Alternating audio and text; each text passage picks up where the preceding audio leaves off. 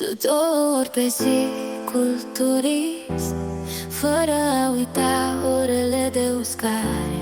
Încearcă costume pe măsură, totul este foarte greu.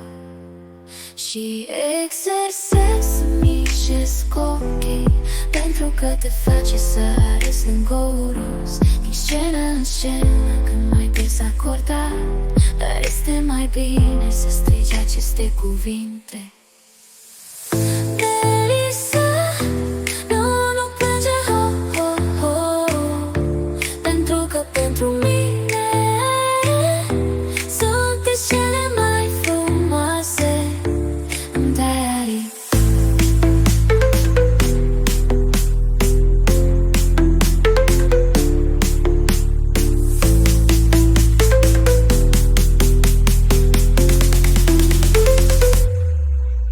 Bine este obsesia mea, mi-e teamă că se va scurge pe cămașa mea. Ce rost are să fim atât de frumoși dacă plângi ca un vițel?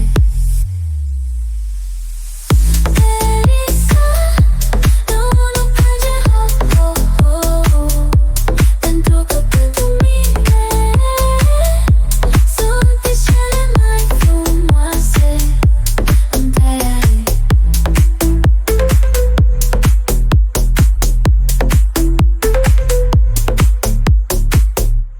Întotdeauna greșesc în cuvintele mele, este foarte greu să fii idol.